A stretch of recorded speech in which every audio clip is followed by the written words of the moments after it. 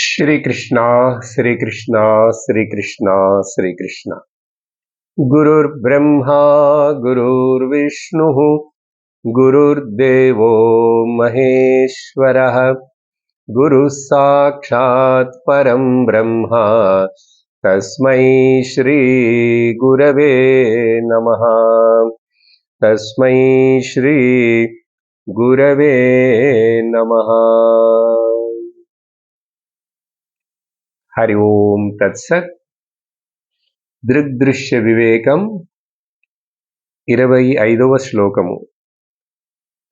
అసంగ సచ్చిదానందః స్వప్రభో ద్వైతవర్జితః అస్మీతి శబ్దవిద్ధోయం సమాధిః సవికల్పకః.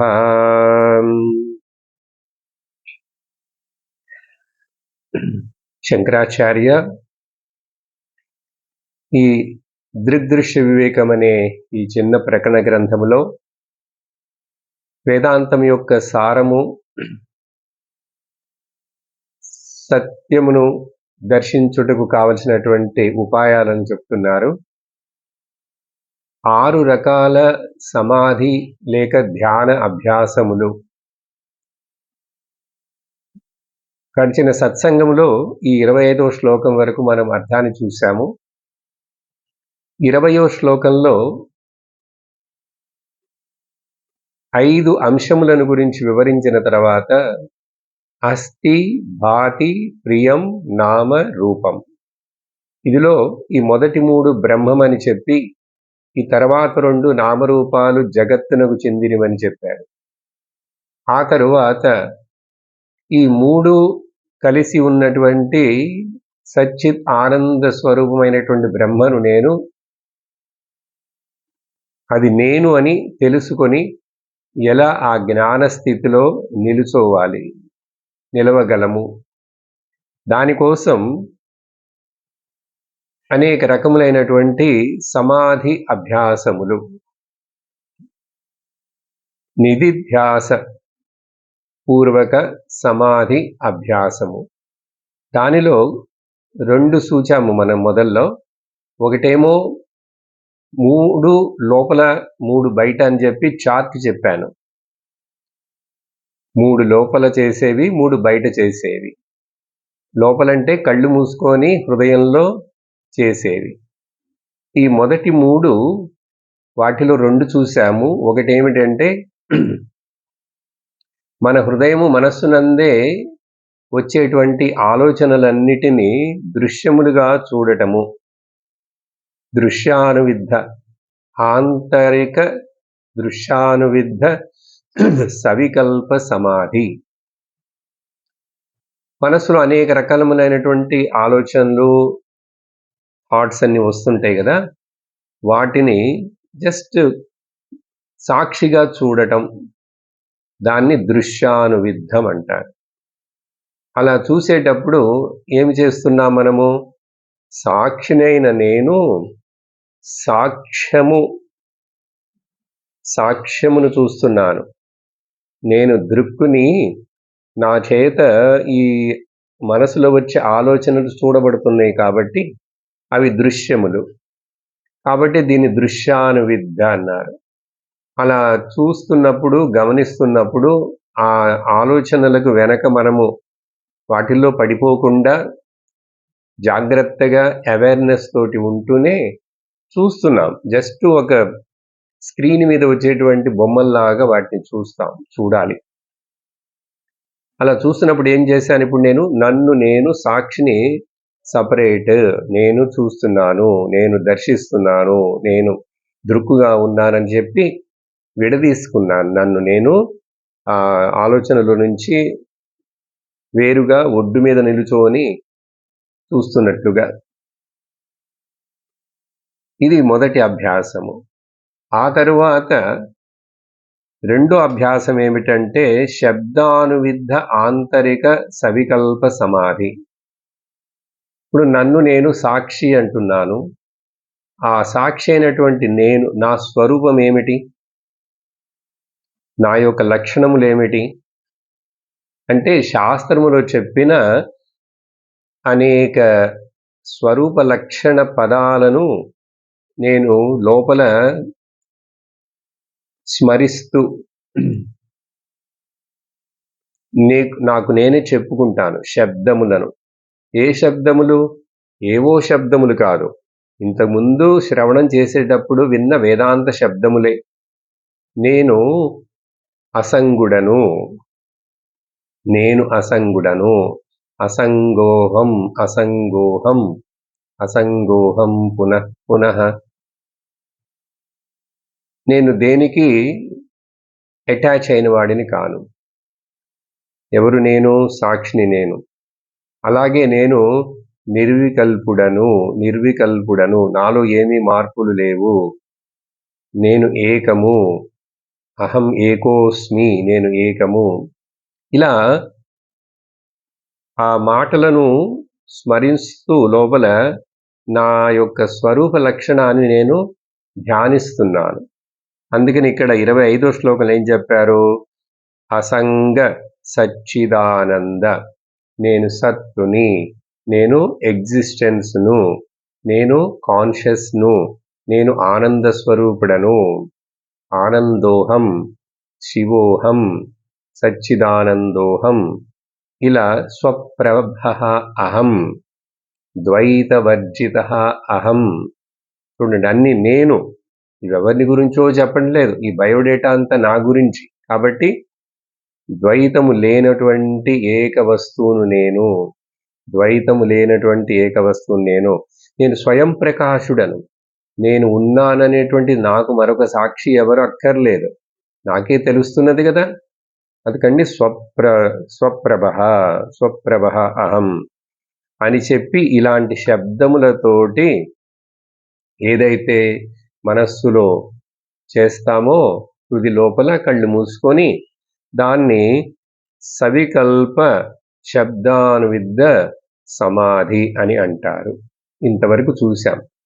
ఈరోజు ఆ పైన లోపల ఆంతరికముగా చేర్చుటువంటి నిర్వికల్ప సమాధి 26వ శ్లోకము చదువుతాను.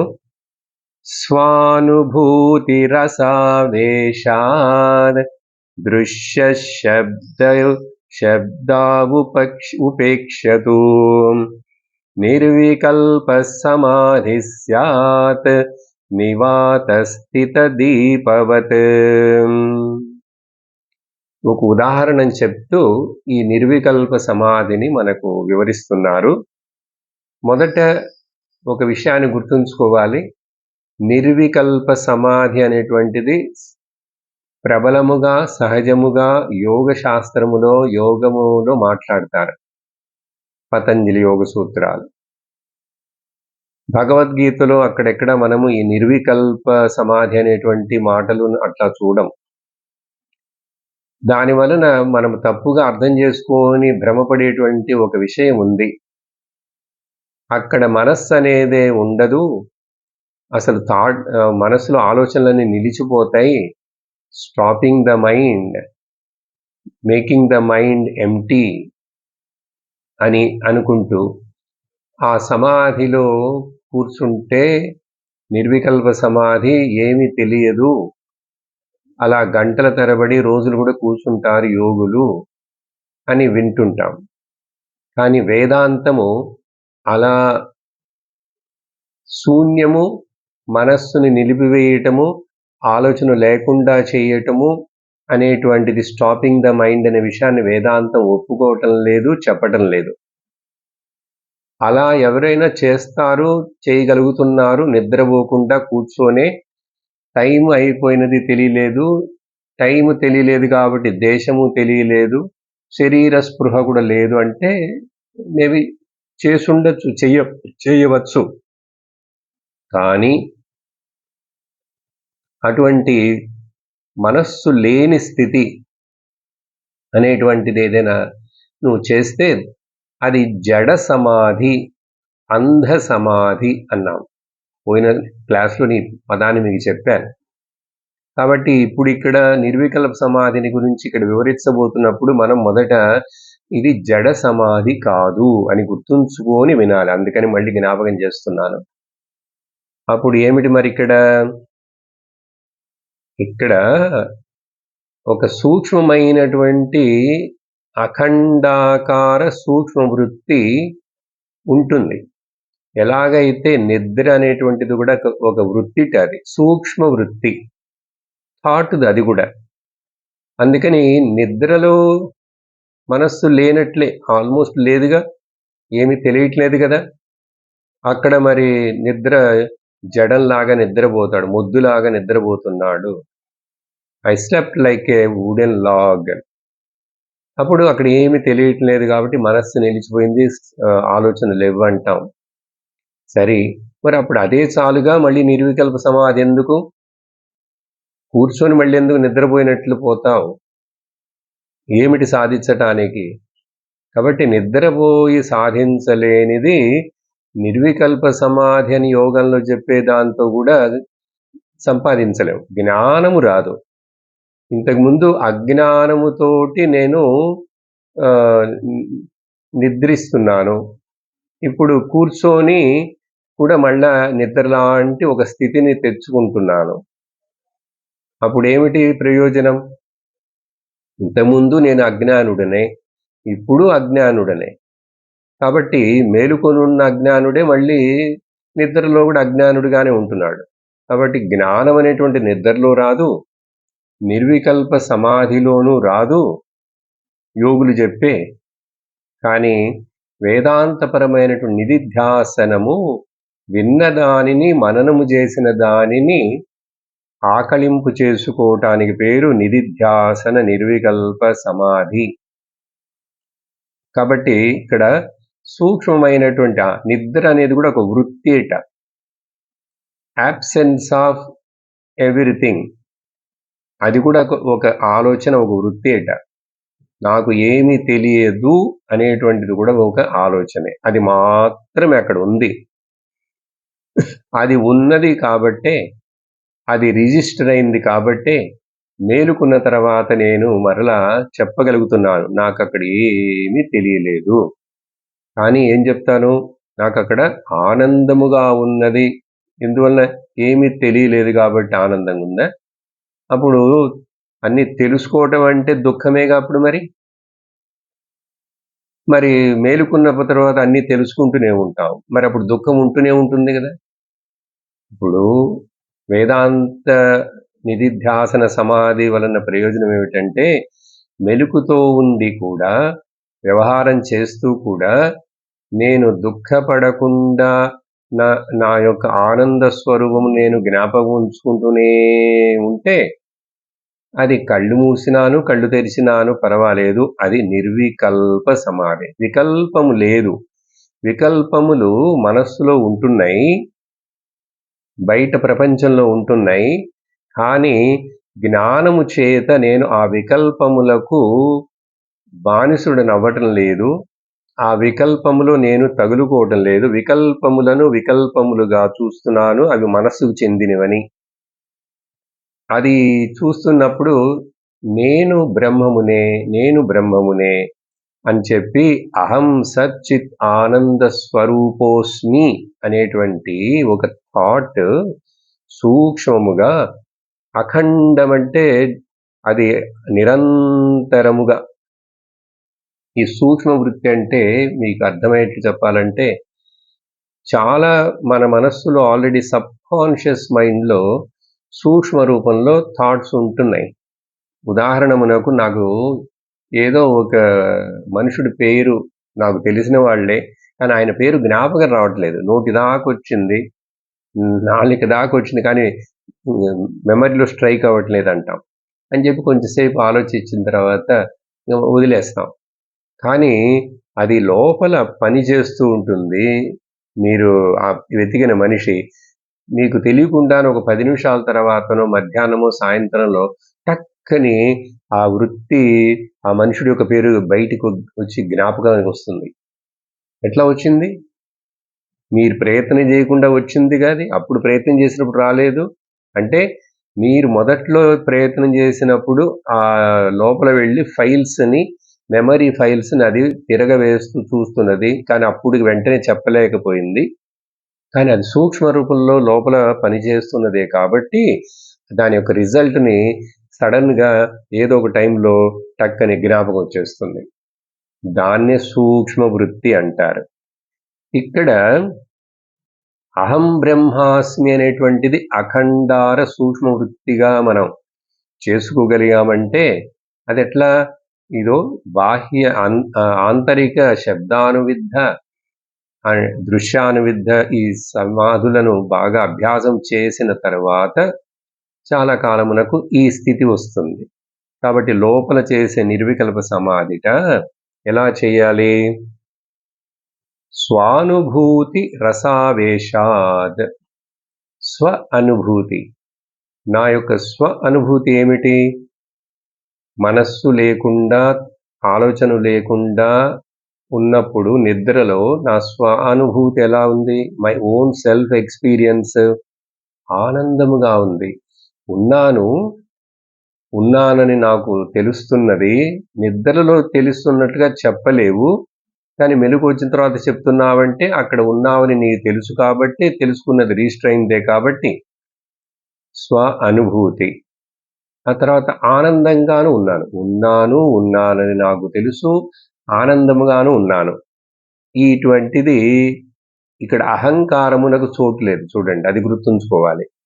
అహంకారమునకు చోటు లేకుండా నాకు నేనుగానే శుద్ధమైన నేను, శుద్ధ అహం అంటారు. ఆ అహంకార లేని అఖండాకార సూక్ష్మ వృత్తి లోపల అహం బ్రహ్మాస్మి అని ఆ ఆత్మను తెలుసుకున్నందువలన వచ్చిన సత్చిత్ ఆనందం అని తెలుసుకున్న ఆ స్వానుభూతి రసం. ఈ రసం అనే పదము తమిళనాడులో తెలుగులో చారు అంటారు కదా, చారు పెడతారు. ఇక్కడేమో రసం అంటారు. కానీ వేదాంతంలో ఈ రసం అనే పదము ఆత్మరసము, ఆత్మకు మాత్రమే ఉపయోగించబడుతుంది. ఆత్మకు మాత్రమే, ఎసెన్స్ అని అర్థం. రసం అంటే నా స్వరూపం ఏంటది? ఆనందం, రసం. కాబట్టి ఆ రసం అనే పదాన్ని తైత్తిరీయోపనిషత్తులో వాడికి ఆ రసము, ఆత్మరసము తెలుస్తున్నది. ఇంకా వేరే మామిడి రసము, నిమ్మకాయ రసము, ఏ రసాలను కూడా మనం ఈ రసముతో పోల్చలేము. ఇది స్వానుభూతి రస. తైత్తిరీయంలో ఏం చెప్పబడిందంటే రసో వైసహ, అతడుట అంటుంది. ఎవరు నిజంగా అతడంటే అది ఆత్మ, అహంకారం లేని నిజమైన ఆత్మ. అది సారం, ఎసెన్స్. ఏం ఎసెన్స్? ఆనందం దాని స్వరూపం. కాబట్టి రసో వైసహ రసఖేవాయం లబ్ధ్వానందీ భవతి. ఆ రసము తాను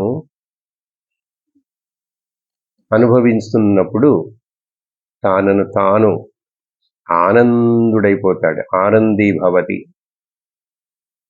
అప్పుడు స్వానుభూతి, స్వస్వరూప ఆనందమేవ రసానుభూతి. ఇక్కడ ఏమంటున్నారు? ఆవేశాద్. ఆవేశం అంటే దాంట్లో నిమగ్నుడై, దానిలో లీనుడై, దానిలో మునిగిపోయి. ఆవేశం అంటే ప్రవేశం అని చెప్పచ్చు, పొసెస్డ్ బై అని చెప్పచ్చు. ఆవేశం అంటే కోపం వచ్చినా కూడా తెలుగులో ఎందుకంత ఆవేశపడిపోతావు అంటారు. అట్లా కాదు, ఆవేశం కాదు. ఇక్కడ ఆవేశం అంటే ఆవరించటం, ఆక్రమించటం, పొసెస్ చేయటం, లే ప్రవేశము అని అర్థం. ఆవేశము అంటే అర్థం కంప్లీట్లీ దాంట్లో మునిగిపోయినాడు, అబ్జార్బ్ అయిపోయినాడు. నిద్రలో అట్లానే కదా, మన స్వరూపంలో మనం అబ్జార్బ్ అవుతున్నాం కాబట్టి మనస్సు అనేది అక్కడ యాక్టివ్గా లేదు కాబట్టి, వృత్తులు ఏమి లేవు కాబట్టి స్వానుభూతి రస వృత్తి మాత్రమే ఉంది అక్కడ. కాబట్టి ఇక్కడ ఆ స్వానుభూతి రస ఆవేశము చేత ఆవేశాత్. అప్పుడు ఇంకేంటి, ఈ దృశ్య శబ్దౌ ఉపేక్షతు. నిజముగా చెప్పాలంటే బట్ తు అంటే నిజముగా ఇండీడ్, దృశ్య శబ్దముల యొక్క ఇప్పుడు ధ్యానము, ఆ సమాధి నాకు ఇప్పుడు అవసరం లేదు. ఆ మనస్సులో వచ్చే థాట్స్ అవన్నీ వాటిని దాటేశాను. అలాగే ఇంక నేను సచ్చిదానంద స్వరూపుడను, నేను అసంగుడను, నేను నిర్వికల్పుడను, నేను నిరాకారుడను, ఇవన్నీ చెప్పక్కర్లేదు. అవి సహజముగా వాటి రెండుతోటి పని లేకుండానే ఎప్పుడైతే నా యొక్క స్వరూపమును మరిచిపోని ఒక అఖండమంటే అన్ఇంటరప్టెడ్గా ఉండే ఒక ఆ సూక్ష్మ వృత్తి ఎప్పుడూ ఎలైవ్గా ఉంటుందో ఆ దానిని నిర్వికల్ప సమాధి అంటారు. సరే, అర్థమైందా? రెండో లైన్లో అదే చెప్తున్నాడు, నిర్వికల్ప సమాధి స్యాత్. దీనినే నిర్వికల్ప సమాధి అంటారు. అప్పుడు ఎలా ఉంటుంది ఇది? ఇంకా అర్థం కాలేదే, మీరేదో నిద్ర గురించి చెప్పారు. ఇక్కడ ఆచార్యులు వారు ఏం చెప్తున్నారంటే, ఒక గాలి లేని చోట పెట్టిన దీపం ఎలాగైతే నిశ్చలముగా దాని యొక్క జ్యోతి అలా కదలకుండా ఉంటుందో, నివాత స్థిత, వాత అంటే గాలి, నివాత అంటే గాలి లేని చోట, ఫ్లిక్కరింగ్ లేని చోట, దాన్ని ఫ్లేమ్ని డిస్టర్బ్ చేయడానికి ఏ ఫ్యాను లేదు, తలుపులు కిటికీల్లోంచి గాలి లేదు. అది ఎట్లా మన ఇంట్లోనే మీరు పెడితే దీపం చూడొచ్చు, అప్పుడప్పుడు చక్కగా అట్లా స్టడీగా నిలిచిపోతుంది. అసలు ఉన్నదా లేదా అది, అదేంటి బొమ్మ? అలాగా మనస్సు అనేది అక్కడ లేదు. సూక్ష్మమైనటువంటి అఖండాకార బ్రహ్మవృత్తి అది అనంతముగా అఖండముగా ఉంది. అఖండం అంటానే అనంతము, అనంతం అంటేనే అది సత్యము, అది నిత్యము, అది జ్ఞానస్వరూపము, ఆనంద స్వరూపము. అందుకని ఆ ఉదాహరణ ఇస్తున్నారు ఇక్కడ ఆయన ఆచార్యులు వారు. అలా దీపవత్, గాలి లేని చోట ఉన్న కదలకుండా ఉన్న దీపంలాగా అని. ఇదే ఉదాహరణమును వేరే పంచదశి అని చెప్పి విద్యారణ్య స్వాముల వారి చేత రాయబడిన చక్కటి పెద్ద ప్రకరణ గ్రంథం, 1500 శ్లోకాలు. సరే, దాంట్లో ఆయన ఏం చెప్తారంటే, ధ్యాతృధ్యాన పరిత్యజ్య క్రమాధ్యేయైకగోచరం నివాత దీపవత్ చిత్తం సమాధిరభిధీయతే. ఇదే విధమ సమాధి అని దేన్నంటారంటే, ఇలా ఎప్పుడైతే చిత్తము గాలి లేని చోట ఉన్నటువంటి స్థిరమైన దీపంలాగా, ఆ చిత్తం అంటే మనస్సు ఉన్నది అక్కడ, మనస్సు చచ్చిపోలేదు. మనస్సుని మనం నిద్రతో పోల్చట్లేదు ఇప్పుడు ఇక్కడ. ఏంటంటే నిద్రలో మనస్సు ఉందా లేదా అని మనకు తెలియట్లేదు, అసలు ఏమి లేదంటున్నాం. కానీ ఇక్కడ మెలుగుతో ఉన్నాను, మెలుగుతో ఉండి కూడా నా అంతర్గతమైనటువంటి నా మనస్థితి ఎట్లా ఉందంటే నిశ్చలముగా ఉంది. ఇది ఎలాగంటే, సముద్రంలో అలలన్నీ ఒడ్డున కొంత దూరం వరకే కనపడతాయి. ఆ తర్వాత సముద్రానికి మధ్య మధ్యలో వెళ్ళామంటే పెద్ద షిప్పులు వెళ్ళినా కూడా అసలు షిప్పు వెళుతున్నదా లేదా, నిలుచున్నదా లేదా, నీళ్లు కదులుతున్నాయా లేదా కూడా తెలియదుట.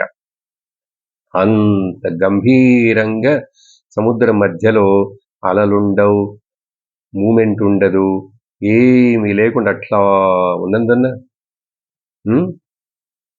ఆ నిశ్చలత ఉంది అక్కడ.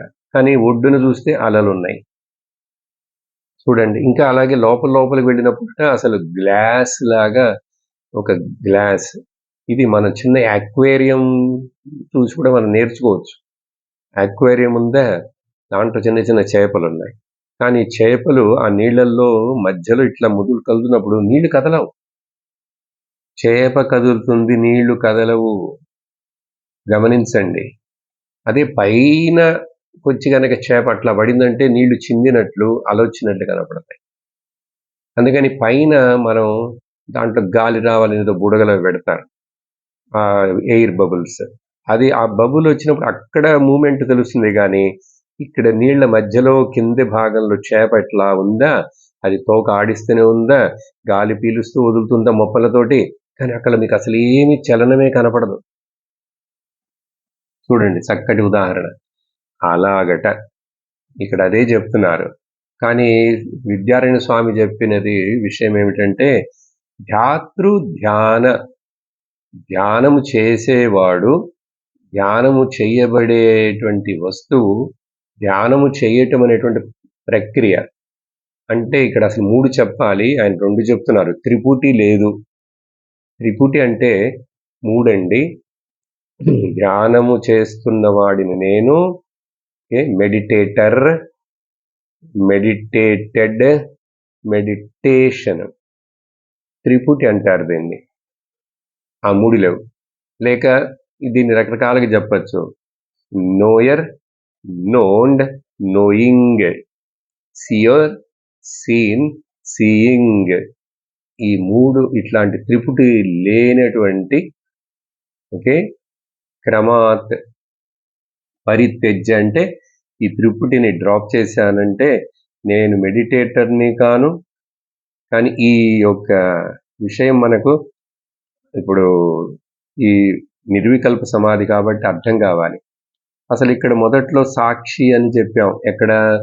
అక్కడ మొదటి 2 ధ్యానాల్లో సాక్షి అనేది కూడా వదిలేసేయాలట. ఇక్కడ అదే చెప్తున్నారు. సాక్షి లేడు, సాక్ష్యము లేదు. చూడండి, ఇప్పుడు సాక్షి ఉన్నాను, నేను సాక్షుని, నేను సాక్షి అంటే సాక్ష్యం అనేదంటే చూడబడేది. దేనికి నేను సాక్షిని, దానికి నేను ఏంటది, ఆ సాక్ష్యమునకు నేను సాక్షిని. ఇప్పుడు 2 ఉంటూనే ఉన్నాయి కాబట్టి ద్వైతం మెయింటైన్ అవుతూనే ఉన్నదే, డ్యుయాలిటీ. అందుకని ఈ 3rd స్టేజ్లో ధ్యానము నిర్వికల్పం అంటే ఏంటంటే ఆ సాక్షి లేడు, ధ్యానం చేసేవాడు లేడు, ధ్యానము చేయబడేది లేదు. ఎందుకంటే ధ్యానం చేస్తూ ఉంటే ఆ మనస్సుని, థాట్స్ని చూస్తూనే ఉన్నానంటే నేను సాక్షిని, అవి సాక్ష్యం. డ్యుయాలిటీ ఉంటూనే ఉన్నదిగా. అలాగే శబ్దములు, నేను సచ్చిదానంద స్వరూపము, నేను నిర్వికల్పుడను. ఈ నేను వేరు, నిర్వికల్పుడు వేరా? రెండెందుకు? ఉన్నాను, అక్కడ ఏమి చెప్పక్కర్లేదు, ఏమి ఎట్రిబ్యూట్స్ అక్కర్లేదు, ఉన్నాను. అప్పుడు ఏమైంది ఇక్కడ? ధ్యానే ఈ రెండింటిని క్రమముగా వదిలేసేస్తే ఏమవుతున్నది? ధ్యేయైకగోచరం, ధ్యేయం ఏకగోచరం. ఇంకా ధ్యేయము లేదు, ధ్యానము లేదు, ధ్యానం చేసేవాడు లేడు. ఏకగోచరం అంటే ఒకటే ఉంది, అహం.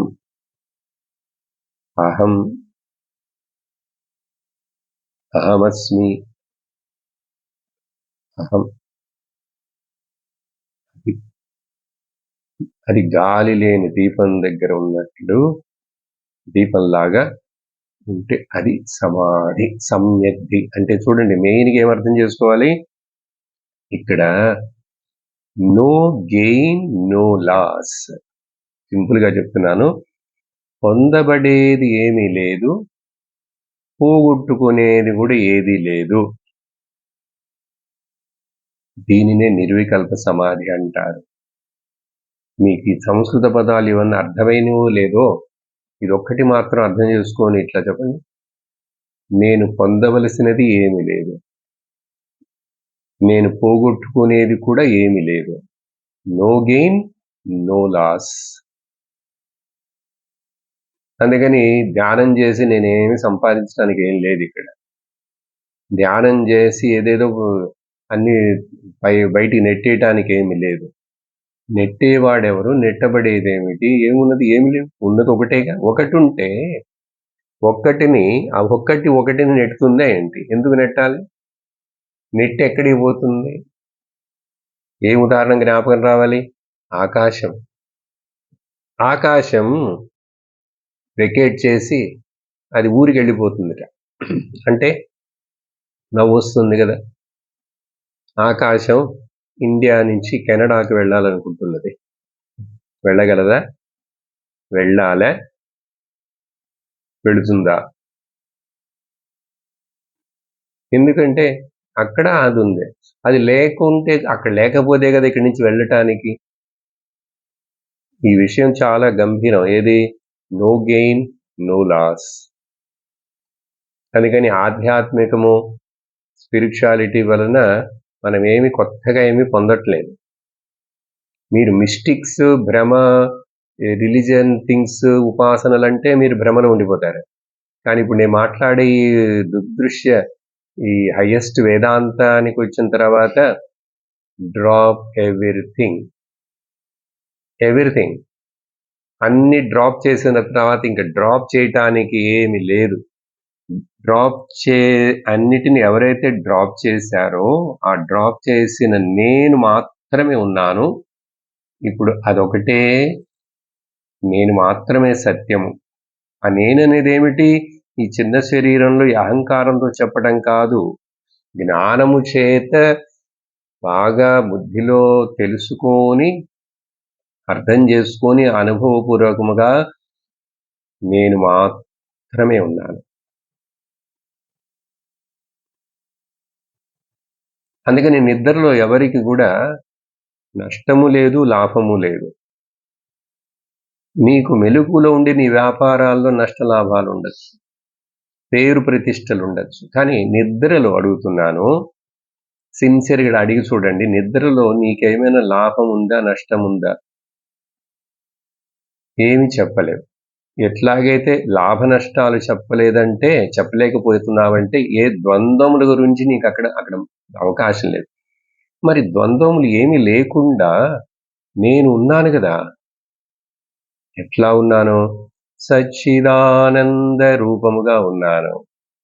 సత్యం జ్ఞానమనంతం బ్రహ్మ, అలా ఉన్నాను. అప్పుడే కాదు, ఇప్పుడు అలాగే ఉన్నాను. ముఖ్యం ఇప్పుడు. నిద్రలో విషయం ఎందుకు? నిద్ర ఎవరికి తెలియదండి. నిద్ర ఎవరికి తెలియదు. ఈ క్లాస్ ఎందుకు? ఇంత కష్టపడి దృగ్దృశ్యం చదువుతున్నాం, ఇది ఎందుకు? నిద్రపోయేవాడికి కాదు. నిద్రలో తెలిసిన అది అజ్ఞానమును పోగొట్టలేదు. మెలకువలో తెలుసుకుంటే అజ్ఞానము తొలగిపోతుంది. అర్థమైందా? నిద్రలో ఎవరికి కష్టం లేదు కదా, దుఃఖము లేదు, లాభము లేదు, నష్టము లేదు, ఏమీ లేదు. అన్ని సమముగా ఉన్నాయి, సమస్థితి. అప్పుడు లాభ నష్టాలు, సుఖ దుఃఖాలు, అన్ని ద్వంద్వాలు ఎక్కడ? మెలకువలో. అప్పుడు మెలకువలో జ్ఞానం కావాలి. కాబట్టి దీన్ని ఇట్లా అర్థం చేసుకొని మెలకువలో ఈ విధముగా అప్లై చేస్తే పొందబడేది ఏమీ లేదు, నేను పోగొట్టుకునేది ఏమీ లేదు అని ఇంకా చలించకుండా, దుఃఖించకుండా, మోహపడకుండా, భ్రమపడకుండా, భయపడకుండా నువ్వు ఇప్పుడు అలా జీవించు. అలా జీవిస్తూ ఉండడమే జీవన్ముక్తి.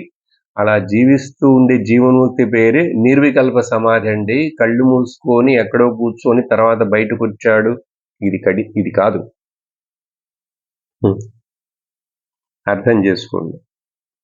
కాబట్టి మొదట ఆ శబ్దానువిద్య, దృశ్యానువిద్య వాటిని ఉపయోగిస్తాము ఎంతవరకు? ఈ స్థితికి వచ్చేంత వరకు, ఈ నిర్వికల్ప స్థితికి వచ్చేంత వరకు. వికల్పం అనేది నాలో లేదు. అహం నిర్వికల్పః నిరాకార రూపః విభుత్వాచ్చ సర్వత్ర సర్వేంద్రియాణాం నచాసంగతం నైవ నాకు సంగము లేదు, ముక్తిర్నమేయః. సంగం ఉంటేనే కదా ముక్తిని అడగాలి. నేను నిత్యముక్తుడను, నన్నేది బంధించలేదు. చిదానంద రూపః శివోహం శివోహం. శంకరాచార్యులు వారి నిర్వాణ షట్కములు చివరి శ్లోకం. అర్థమైందా? ఇదే విధముగా కైవల్యోపనిషత్తులో చక్కటి శ్లోకం, అది హయ్యెస్ట్ అంతే. మయ్యేవ సకలం జాతం మయి సర్వం ప్రతిష్ఠితం మయి సర్వం లయం యాంతి తద్బ్రహ్మాద్వయమస్మ్యహం.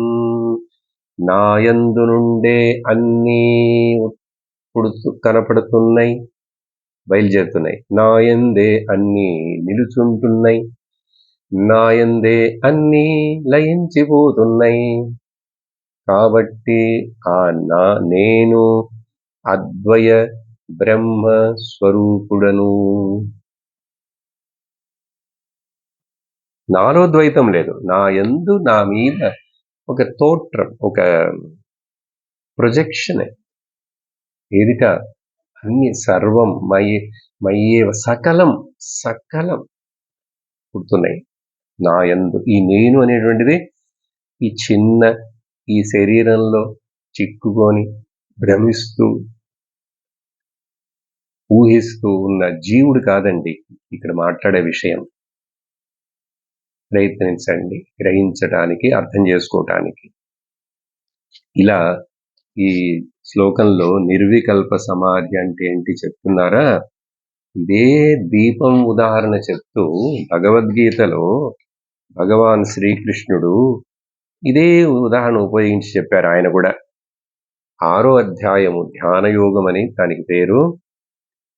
యథా దీపో నివాతస్థః నేంగతే సోపమా స్మృత యోగినో యత చిత్తస్య యుంజతో యోగమాత్మనః. అదే ఉదాహరణ చూడండి. దీపంలాగా ఎలాగైతే ఏ చలనం లేకుండా ఉంటుందో అదే విధంగా యోగి యొక్క మనస్సు అలాగా నిశ్చలముగా ఉంటుంది. చలనములు బయట ఉంటున్నా కూడా అంతర్గతము నా యందు చలనము లేదు. చెప్పాను కదా ఉదాహరణ, అక్వేరియం అండ్ వాటర్, సముద్రం అని చెప్పి ఈ ఉదాహరణ చాలా ముఖ్యమైనది కాబట్టి ఇక్కడ ఆచార్యులు వారు కూడా దాన్ని ఉపయోగించి చెప్పారు. అలాగే ఈ శ్లోకంలో ఇంకా కొన్ని విషయాలు చూడాలంటే అర్థమవడం కోసం పదార్థాలను చెప్పేశాను. నిద్రను గురించి విచారణ చేస్తున్నప్పుడు ఏమవుతున్నది? మనోబుద్ధి అహంకారంలో నువ్వు అక్కడ పోగొట్టుకున్నావు. కొంచెంసేపు ముందేమో నో గెయిన్ నో లాస్ అని చెప్పాను. కానీ ఆ స్థితికి రావాలంటే అసలు మొదలు నిద్రలో ఏమవుతున్నది? నిద్ర కూడా ఒక సమాధి లాంటి స్థితే కదా. అక్కడ మనో బుద్ధి చిత్త అహంకారాలనే నీ యొక్క పరికరాలను, ఏ పరికరముల చేతనైతే నువ్వు వ్యక్తమవుతున్నావో చైతన్య స్వరూపుడిగా, వాటన్నిటిని పోగొట్టుకున్నావంటే ఏంటి? వాటి యొక్క పని లేకుండా, వాటి యొక్క ఇంటర్ఫియరెన్స్ లేకుండా అవి కొన్ని అట్లా పక్కన పెట్టేసి ఏం పొందాను? నా నిజస్వరూపాన్ని పొందాను. అప్పుడు ఇక్కడ ఎట్లా అర్థం చేసుకోవాలి ఈ స్టేట్మెంట్? ఇంత ముందు చెప్పినది, ఎవరైతే ఒకడు తన నిజస్వరూపమును సచ్చిదానందమని తెలుసుకుంటాడో, గ్రహిస్తాడో, అతడికి ఇంక ఈ తరువాత పోగొట్టుకోవటం పొందటం అనేటువంటిది ఏమీ లేదు. అందుకనే చెప్పాను అక్కడ నో గెయిన్ నో లాస్. ఈ పారమార్థిక హయ్యెస్ట్ లెవెల్ నుంచి అర్థం చేసుకోవాలండి. వ్యావహార్యంలోకి వస్తే ఇవన్నీ ఉంటాయి.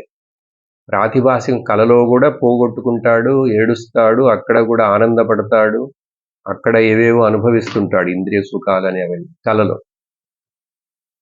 సత్యం కాదు కదా. మెలకులో కూడా అంతే బాబు అంటుంది వేదాంతం. అప్పుడు కలవును మెలకువను రెండును సమానముగా చూసి నిద్రలో అసలు ఈ ఇన్స్ట్రుమెంట్స్ ఏవి లేవు అని అది గ్రహించి అప్పుడు ఉన్నది ఎవరు? అసలు ఉన్నది ఒకటే, నేను. అనంతమైన ఈ నేను, అఖండమైన ఈ నేను, అది తెలుసుకోవడమే నిర్వికల్ప సమాధి. మీరు ఇంకా కళ్ళు మూసుకుంటారో కళ్ళు తెరుస్తారో మీ ఇష్టం. ఇది తెలుసుకున్న వాడికి కళ్ళు మూసుకున్నాను కళ్ళు తెరిచినాను అన్నీ ఒకటే. అక్కడ నిద్ర గురించి మరొక పాయింట్. అక్కడ నాకు ఏమీ తెలియలేదు అని అంటున్నామే, అసలు అక్కడ ఏమి లేవు, ఉన్నది నేనే. ఇంకా మళ్ళీ ఏమి తెలియాలని అనుకుంటున్నావు నువ్వు? తెలియబడేవన్నీ అసత్యం, చూడబడేవన్నీ అసత్యం. యదృశ్యం తద్ నశ్యం, ఏది చూడబడుతుందో అది నశించిపోయేది. యద్ నశ్యం యదృశ్యం తత్ మిథ్య, ఏది చూడబడి నశించబడిపోతున్నది తెలుస్తున్నదో అసలు అది లేదు, మిథ్య. ఇంకా మరి అప్పుడు ఏది లేదు కాబట్టి నాకేమి తెలియలేదంట. ఏమి తెలియాలి? లేనిది ఎట్లా తెలుస్తుంది? ఉన్నది నువ్వు నీకు తెలుసుకుందావు కదా. కాబట్టి ఏం తెలుసుకున్నాను? నా నిజస్వరూపం ఆనందముగా ఉంది, నాకు ఒక్క బాధ లేదు. ఎక్కడ పిల్లలు జల్లలు వాకిళ్ళు ఇళ్ళు ఏది బాధించలేదు. అప్పుడు స్వరూపంలో దుఃఖము లేదు, స్వరూపంలో ఆనందం మాత్రమే ఉందని కూడా గ్రహించాను. అది ఇప్పుడు జ్ఞాపకం పెట్టుకో. మెలుగుతున్నప్పుడు కూడా ఆ సుఖమే ఉంది, ఆ ఆనందమే ఉంది. బయట పరిగెట్టకు. కాబట్టి అప్పుడు నా స్వరూపము ఏమిటి? స్వయం ప్రకాశకము, సర్వప్రకాశకము. స్వయం ప్రకాశము, సర్వప్రకాశకం. సర్వము ఏవైనా మాయలు అట్లా కనపడితే వాటిని ప్రకాశింప చేస్తాను. శరీరానికి చైతన్యాన్ని ఇస్తున్నాను, బుద్ధికి ఇస్తున్నాను, మనస్సుకి ఇస్తున్నాను. ఇది ప్రకృతికి చెందినది. శరీరము మనస్సు కొద్ది రోజులు ఉండొచ్చు, తర్వాత డిసింటిగ్రేట్ అయ్యి అది పంచభూతాల్లో కలిసిపోవచ్చు. నాకేమవుతుంది? అవనండి, దానికి అవుతున్నది. అది పోనండి, వస్తే ఏంటి పోతే ఏంటి. అసలుట ఇవన్నీ బాగా అర్థం కాకపోతే ఏంటంటే మనసులో చాలా సందేహాలు వస్తాయి, భయాన్ని కలిగిస్తాయి. ఏమిటంటే ఇప్పుడు నేనే లేనంటారు అసలు. అప్పుడు అహంకారము, నేను లేను, నాకు నా వాళ్ళు లేరు, ఏమి లేదంటే నా శరీరమే లేదంటే అసలు ఏమి లేదంటే ఎట్లాగండి? ఏమి లేకుంటే నేను లేకుండా పోతాను అని భయం వస్తుంది. ఈ శరీరాన్ని నన్ను వదిలేసేస్తే ఇంక నేనేమైపోతాను, నేను ఎక్కడికి వెళ్ళిపోతాను, ఇంకని భయం. ఆ మరణ భయం, శరీర భయం. అర్థమైందా? ఏమి లేని స్థితి అంటే భయం. కానీ నిద్రలో భయపడుతున్నామా? నిద్రపోవటానికి ఎవరైనా భయపడుతున్నారా? నిద్రలో కల వస్తే భయపడి లేస్తాడు. కానీ నిద్ర పోవటానికి అందరూ ఆశిస్తున్నారు కదా. ఏం పొందావు నిద్రలో? నువ్వు అన్నీ పోగొట్టుకున్నావు. అక్కడ భార్య జ్ఞాపకం రాలేదు, డబ్బులు జ్ఞాపకం రాలేదు, నీ పేరు ప్రతిష్టలు, నీ స్టేటస్ ఏమైనా అక్కడ ఉన్నాయి నీతోటి? అన్నిటిని పోగొట్టుకొని ఆనందంగా ఉన్నావుగా. కాబట్టి భయపడకు. నేను అంటేనే లేకుండా ఏమైపోతానో, అహంకారాన్ని వదిలేస్తే అసలు మరి ఎట్లా ఏమైపోతుందో, ఈ భ్రమలన్నీ వదిలేసేసి అసలు ఉన్నదే నువ్వే. ఆ అహంకారము సత్యము కాదు, ఆ శరీరము సత్యము కాదు, ఆ మనసు సత్యము కాదు. ఇంకా జగత్ ఎక్కడ సత్యమవుతుంది అని గ్రహించాలి. కాబట్టి 2 ముఖ్యమైన పాయింట్లు. తర్వాత శ్లోకానికి వెళ్ళటానికి ముందు, నాకు ఏమీ లాభము లేదు, నష్టము లేదు. నేను సాక్షిని కాను, సాక్ష్యము ఇంకొకటి లేదు. నేను తప్ప మరొకటి లేదు. కాబట్టి అప్పుడు ఏం చెప్పాలి? నాకు నా స్వరూపమునకే మరొక పేరు సమాధి. సెల్ఫ్ ఈజ్ సమాధి. అర్థమైందా? సో మరొక పేరు లేదు, సెల్ఫ్ సమాధి. ఇన్ విచ్ ద ఎఫెక్ట్స్ మెట్. కార్యములన్నీ దేని యందు కలిసిపోతాయో ఆ కారణం మాత్రమే ఉంది. కార్యములన్నీ కారణములు కలిసిపోయిన తర్వాత ఇంకేముంటాయి? ఇప్పుడు ఈ కుండ నామరూపాలని తొలగించేసేస్తే ఇంకా ఏమవుతుంది? మట్టి ఎసెన్స్ గానే మిగిలిపోతుంది. అదే విధంగా నేను కూడా ఈ కనిపించే దృశ్యమంతటిని కూడా నెగెట్ చేశానంటే నేనుగానే ఉన్నాను. అంటే కార్యములన్నీ తీసేస్తే అంటే ఎక్కడికి వెళ్తాయి? కారణంలో మెర్జ్ అవుతున్నాయి. అప్పుడు ఇంకేముంది? ఉన్నది కారణం మాత్రమే, మట్టి మాత్రమే కదా! అట్లా అర్థం చేసుకోవాలి. ఆ తర్వాత శ్లోకం 27. ఈ మొదట చెప్పిన 3 సమాధులు అభ్యాసాలు అయిపోయినాయి. ఈ 3 ఆంతరికంగా చేసేవి. ఈ మూడిటిని చిత్ ప్రధానము అంటారు.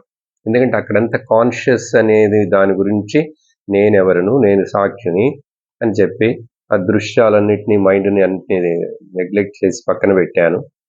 చివరికి నా స్వరూపమే ఆనందమని తెలుసుని అక్కడ ఉంది. కాబట్టి ఇవన్నీ చిత్తుకు సంబంధించినటువంటి కాన్షియస్ ప్రధానం లోపల. కాబట్టి ఇప్పుడు రాబోయే 3 బయట విషయాలను గురించి కాబట్టి వీటిని సత్ ప్రధానము అని చెప్పచ్చు. చదువుతాను. హృదీవ బాహ్య దేశేపి యస్మిన్ కస్మింశ్చ వస్తుని సమాధిరాధ్య సన్మాత్రాత్ నామరూప పృథక్కృతి. ఇప్పుడు లోపల ఎలాగైతే మొదట దృశ్యానువిద్ధ సమాధి ప్రాక్టీస్ చేశామో బయట కూడా అదేలాగా హృదిలో చేసినట్లే హృది ఇవ బాహ్య దేశే అపి బయట కూడా. అంటే అప్పుడు సహజంగా నీకు కళ్ళు మూసుకోకర్లేదు. అదంటే కొంచెం కళ్ళు మూసుకొని చింతించవచ్చు. ఇది కళ్ళు తెరిచి చేసే మెడిటేషన్. ఈ 2 బాగా అర్థమైనవంటే నాకు కళ్ళు మూసుకున్నాను, కళ్ళు తెరిచినాను, 2 ఒకటే చెప్తారు ఆచార్యులు తర్వాత దాన్ని కూడా. అందుకని కళ్ళు మూసుకొని కష్టపడక్కర్లేదు, కళ్ళు తెరిచి కష్టపడక్కర్లేదు. కళ్ళు మూసుకొని ఏం పొందుతున్నావు, కళ్ళు తెరిచి ఏమి నష్టపోతున్నావు? చూడండి, అక్కడ చెప్పాను కదా, నో గెయిన్ నో లాస్. చాలా మందికి మెడిటేషన్ అంటే ఇంక కళ్ళు మూసుకొని కూర్చోవటమే. ఈరోజు కళ్ళు మూసుకొని కూర్చోకపోతే నాకు చాలా డిస్టర్బ్డ్గా ఉంది, మిస్ ద ప్రాక్టీస్ అని దుఃఖపడుతుంటారు. అడుగుతున్నది క్వశ్చన్ వేదాంతం. కళ్ళు మూసుకున్నందువలన ఏమి పొందావు, కళ్ళు తెరిచినందువలన ఏమి కోల్పోయినావు? ఏమీ కోల్పోలేదు. ఎప్పుడు ఈ 2 అర్థమైతే లోపల సత్తుని గురించి విచారణ చేశామా? ఇప్పుడు అర్థమైందా? ఇప్పుడు బయటికి రా. బయటకు వచ్చిన తర్వాత భయపడక్కర్లేదు. చాలామంది యోగులు మళ్ళీ బయట కళ్ళు తెరిచి సమాధిలోంచి వచ్చి వ్యవహారం చేయాలంటే భయపడతారంటే వాళ్ళకి ఇంకా ఇక్కడంతా ఇరిటేషన్గా ఉంటుంది. ఏంటి, ఒళ్ళు మండుతుంటుంది, కోపం ఎక్కువ వస్తుంది యోగులకు. ఇంకెందుకంటే బయట వ్యవహారం అన్నీ తికమకలు తలగిందులుగా ఉంటాయి. అందుకని భయపడి వ్యవహారం చేయకుండా ఎట్లా వెళ్తావు? వ్యవహారం తగ్గించుకో, మంచిదే, వేదాంతం చెప్తుంది. కానీ భయపడేందుకు ఏముంది? లోపల ఉన్నది ఏంటో అదేదో బయట ఉన్నది. లోపల ఉన్నప్పుడు దాన్ని ఇక్కడ సత్ అంటున్నాము కదా, తెలుసుకుంటున్న వాడిని ఇక్కడ ఉన్నాను కాబట్టి. తెలుసుకోబడేదంతా బయట ఉన్నది, అది పెద్దదిగా కనపడుతున్నది కాబట్టి లోకం అదంతా కూడా సత్ ప్రధానం. ఎట్లా చేయమంటున్నారు? ఏదో ఒక వస్తువుని తీసుకో. యస్మిన్ కస్మింశ వస్తుని, ఏదో ఒక వస్తువు, అది ఇది అని ఏం కాదు, ఏదో ఒక వస్తువు తీసుకో. ఈ క్లిప్ తీసుకో, పర్వాలేదు. ఏదో ఒక వస్తువుని తీసుకొని ఏం చేయాలిట?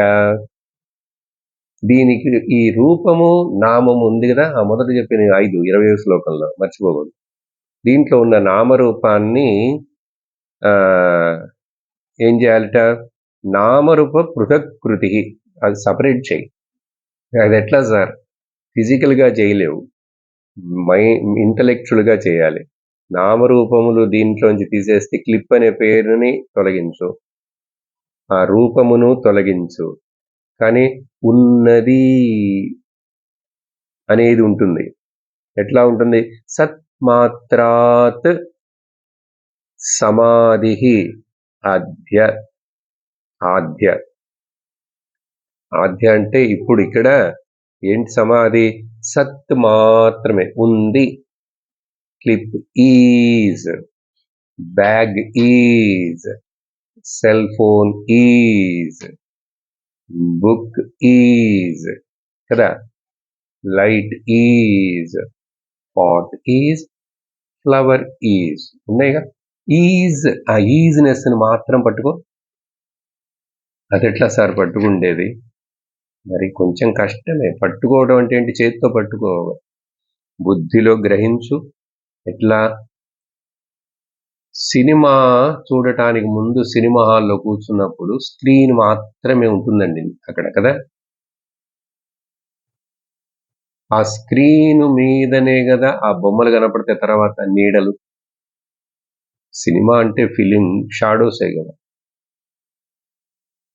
ఆ సినిమా తెర మీద ఆ నీడలు, షాడోస్, బొమ్మలు కదులుతున్నప్పుడు కూడా నువ్వు ఆ తెరనే గుర్తు పెట్టుకొని చూడగలుగుతున్నావంటే అది సమాధి ప్రాక్టీస్.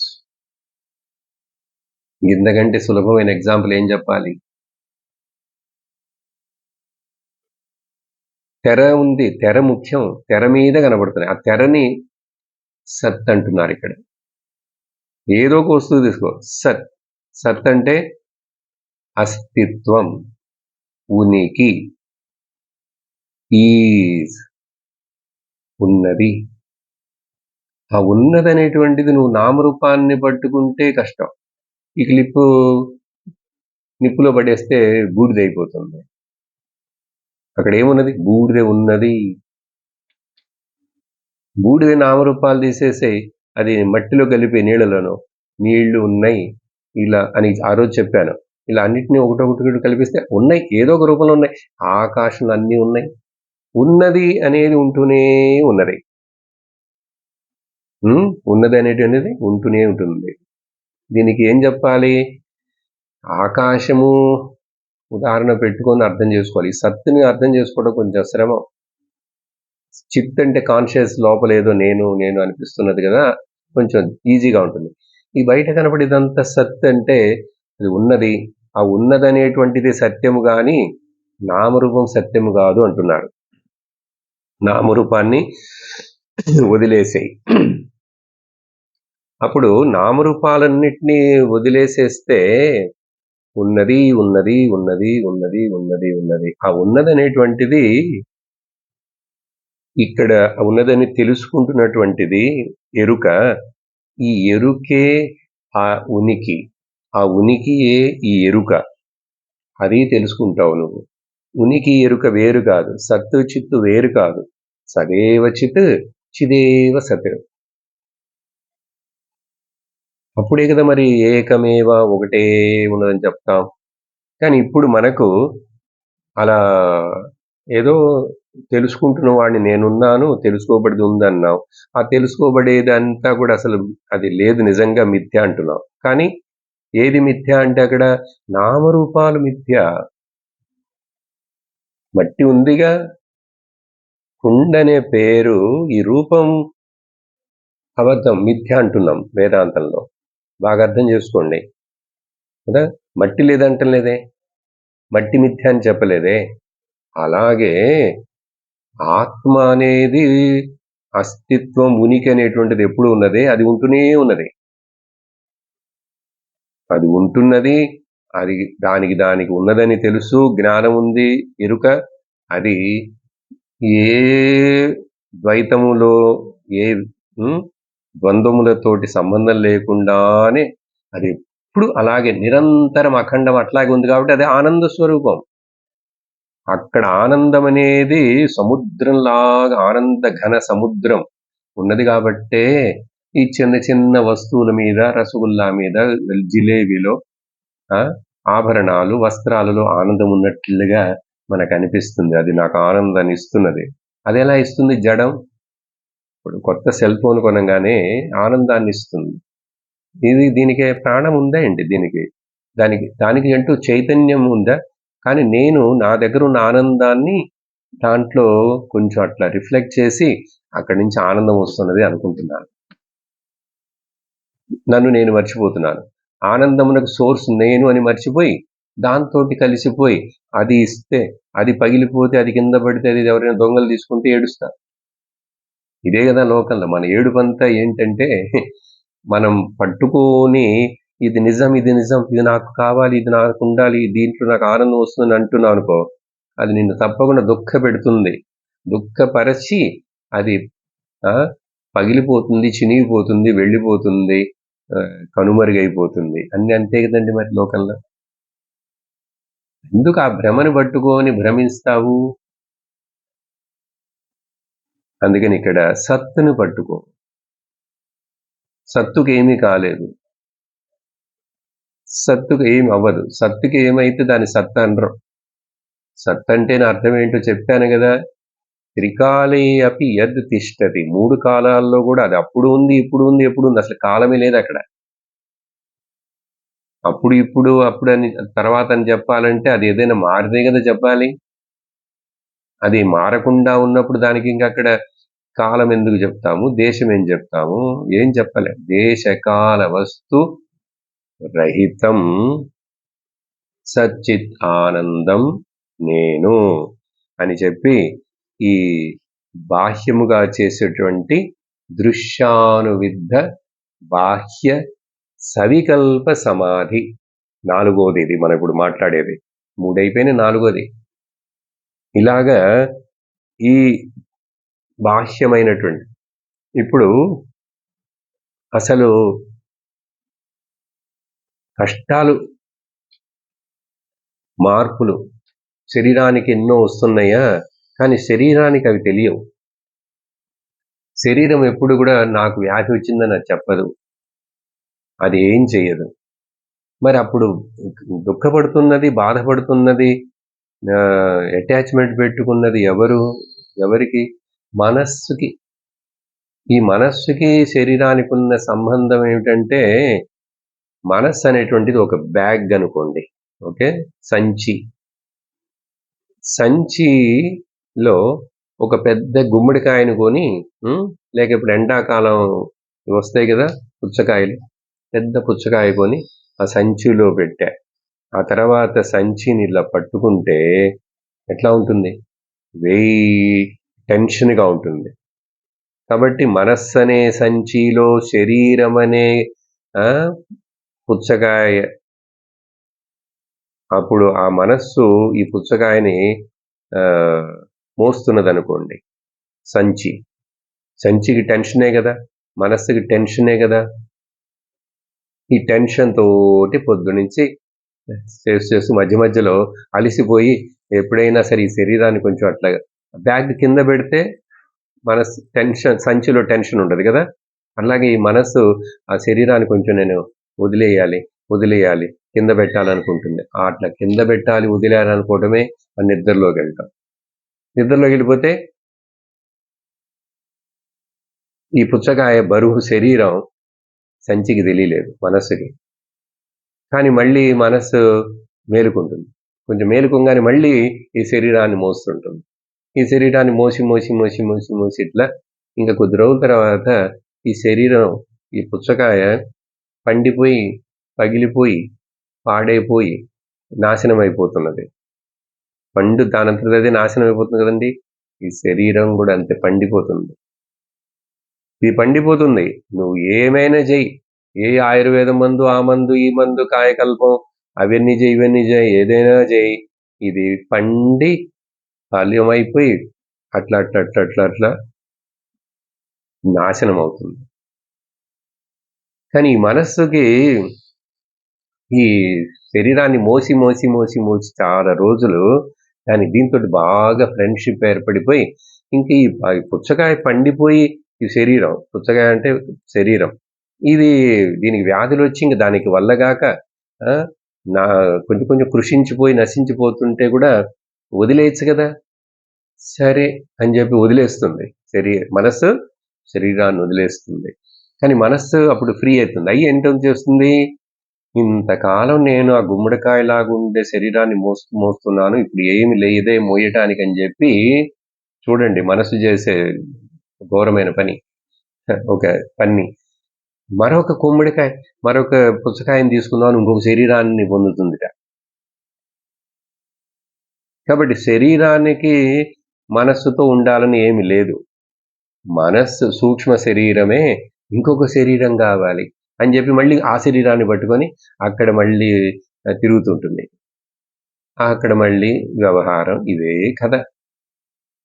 మళ్ళీ ఆ పుచ్చకాయని బరువైపోయి అది పాడైపోయి వదిలేస్తుంది. మళ్ళీ ఇంకొకటి ఎందుకు? నీ పాటికి నువ్వు ఉండొచ్చు కదా. ఆ మనస్సు చిదాభాసము, అసలు అది రిఫ్లెక్షన్, అది ఒక ప్రతిబింబమే. అహంకారం దానికే పేరు. అహంకారం ఇలా శరీరాలను మోస్తుంటుంది. అవసరమా? శరీరానికి అవసరం లేదు, అహంకారానికి. ఎందుకు అహంకారానికి? అహంకారము తన్ను తాను, అహంకారం అంటే ఇండివిజువాలిటీ. అయ్యో నేను లేకుండా పోతాను, నేను లేకపోతే ఎట్లా, నేను నిరూపించాలి, నేను నేను అనేది అహంకార నేను. ఆ చిన్న బావిలో కప్పలాగా ఆదిలో నుంచి బయటపడి అసలు నువ్వు జీవుడివి కాదు, నువ్వు అహంకారానివి కాదు, నువ్వు ప్రతిబింబానివి కాదు, నీవు నిజముగా నువ్వే బింబమునవు, అఖండ వస్తువు. కొంచెం శ్రమ అర్థం చేసుకొని ఒప్పుకొని జీర్ణించుకోవడానికి. మరి ఇంకేమైనా మార్గం ఉందా అండి?